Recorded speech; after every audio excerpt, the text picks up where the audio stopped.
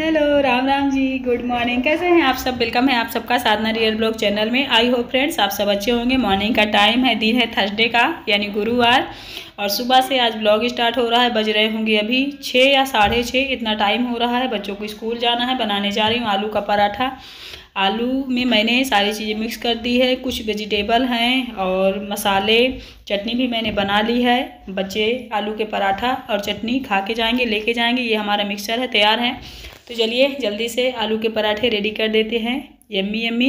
और इतनी ज़्यादा बिगड़ाल ठंड पड़ रही है इस समय कि इसी तरह की चीज़ें खाने का मन होता है, जैसे आलू के पराठे, कढ़ी, पकौड़ी, बड़ा मगौरा, इस तरह की चीज़ें मेरी फेवरेट है।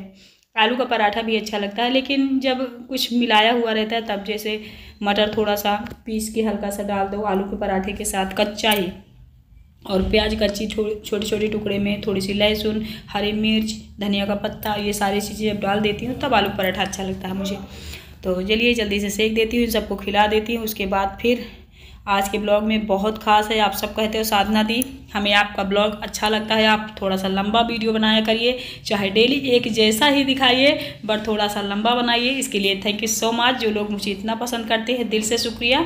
तो बच्चों को मैंने खिला दिया है, ये सब खा लिए हैं, उनको भी मैंने खिला के भेज दिया है। अभी ये जो एक्स्ट्रा बचा हुआ मिक्सचर है आलू का, उसका मैं पराठा बना के सेक के रख दूँगी। मैंने अभी नहीं खाया है तो मैं भी खा लूँगी। आलू ज़्यादा दिख रहा है, आटा मुझे कम दिख रहा है, तो मैं क्या करूँगी, आलू को ज़्यादा पराठों में भर के सेक के रख दूँगी। आज मतलब ब्लॉग लॉन्ग रहेगा, भले एक ही चीज़ कुछ देर चलती रहे बट बड़ा रहेगा। ठीक है, बने रहिए आप सब।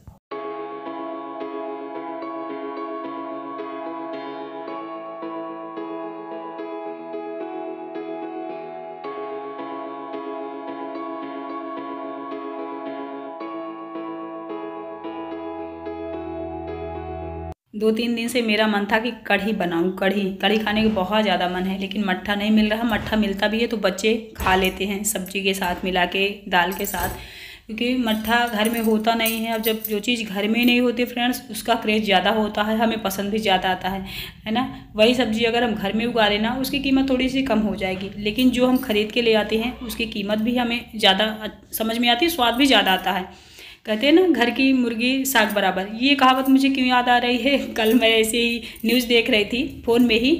अभिषेक बच्चन की वाइफ ऐश्वर्या राय बच्चन के बारे में बात हो रही थी कि शायद अभिषेक बच्चन उनको इतना इम्पोर्टेंट नहीं देते हैं ऐश्वर्या राय को जितनी वो हैं, क्योंकि वो एक विश्व सुंदरी हैं और अभिषेक बच्चन उनको उतना ज़्यादा नहीं समझ रहे हैं जितना उनकी कीमत है। तो उन्होंने कहा घर की मुर्गी साग बराबर, शायद ऐसा तो होता है। जो चीज़ें आपको अवेलेबल होंगी, जो चीज़ें आपके पास होंगी, उसकी आप कीमत कम समझोगे, चाहे वो कितनी भी कीमती हो। और जो दूर होगी, आपसे नहीं मिल सकेगी, आपको आपके पास नहीं आ सकेगा, चाहे सामान हो, इंसान हो, उसकी आप कीमत समझोगे। तो ये कुछ होता है। तो मट्ठा नहीं है तो उसकी कीमत है, मिल नहीं पा रहा। कढ़ी खाना है बट बना नहीं पा रही हूँ।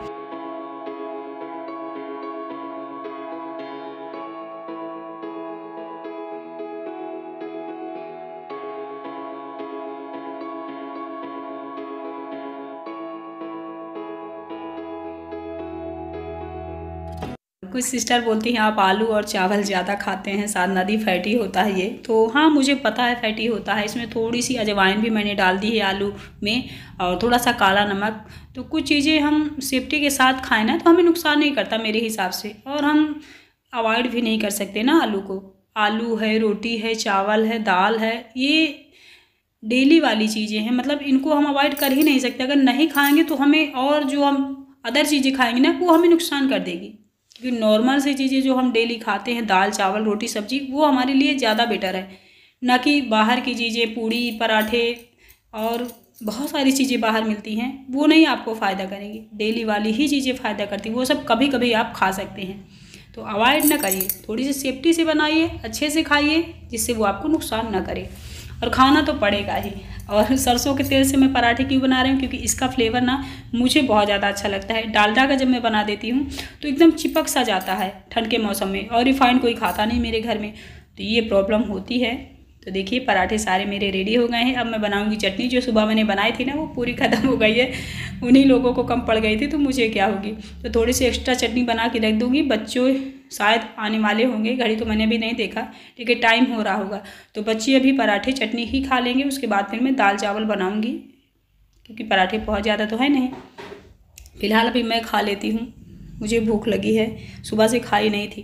काम ही इतना पड़ गया कि खाने का टाइम ही नहीं मिला।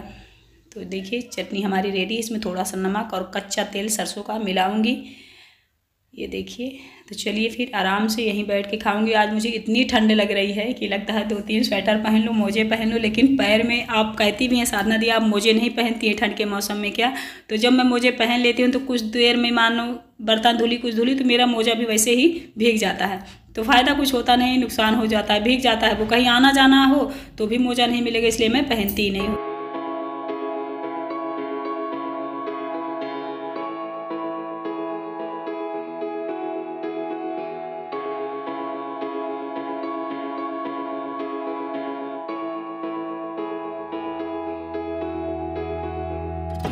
खाते हुए वीडियो आप लोग कहते हो साधना दी ने दिखाया करिए, बट आज मैं दिखा दे रही हूँ। ये जो मैं खा रही हूँ पराठा ना, इसमें बहुत ज़्यादा आलू भरा हुआ है, तो मुझे बहुत यम्मी लग रहा है। आप लोगों को मैं बताने वाली हूँ खाने के बाद इसका स्वाद कैसा लग रहा है। घर में सभी के पराठे बनते हैं, लेकिन कुछ चीज़ें हम ऐसी मिला देते हैं कि स्वाद बढ़ जाता है, ये होता है।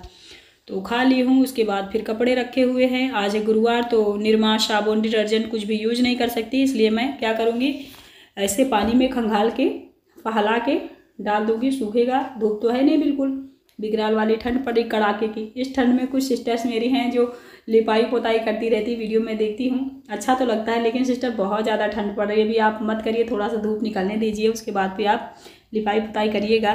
क्योंकि कच्चा घर जिनका होता है ना, उनका घर और अच्छा लगता है देखने में, क्योंकि इतना साफ़ सुथरा लीप पोत के बराबर की ये रहती हैं कि देख के लगता है पक्का घर भी इससे, मतलब हमारा पक्का घर भी इससे कम अच्छा है जितना इनका अच्छा लग रहा है।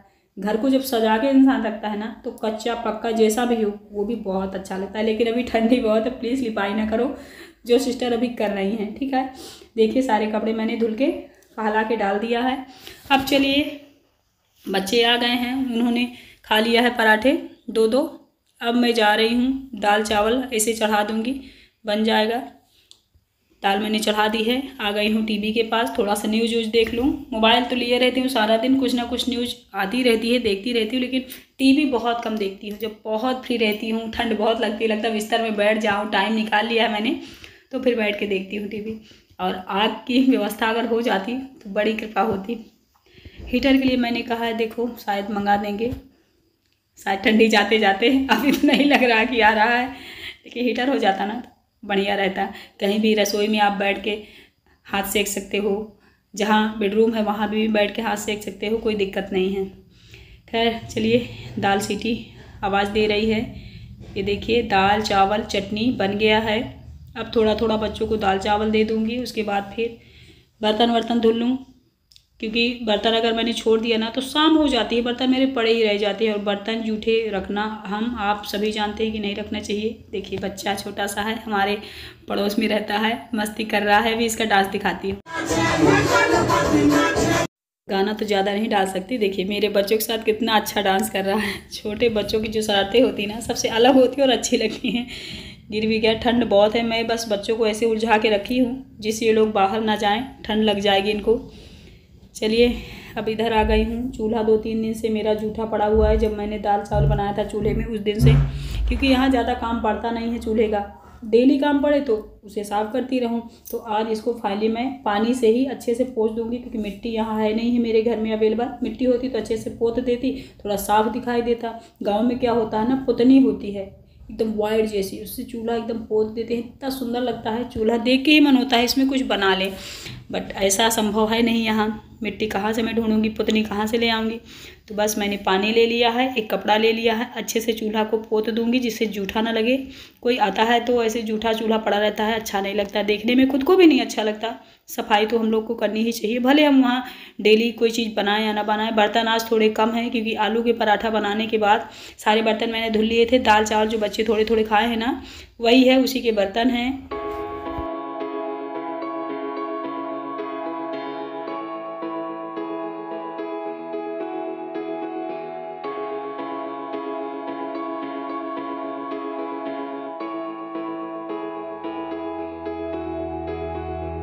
ठंड इतनी ज़्यादा है कि देखो पेड़ पौधों में भी समझ में आ रहा है कि हाँ ठंड पड़ रहा है। जब ठंड ज़्यादा पड़ती है तब पेड़ पौधे मुरझा जाते हैं, सूख जाते हैं, और गर्मी में भी सेम सिचुएशन होती है। बस फ़र्क ये होता है कि ठंड में ठंड लगती है, गर्मी में गर्मी लगती है, लेकिन प्रॉब्लम दोनों में होती है।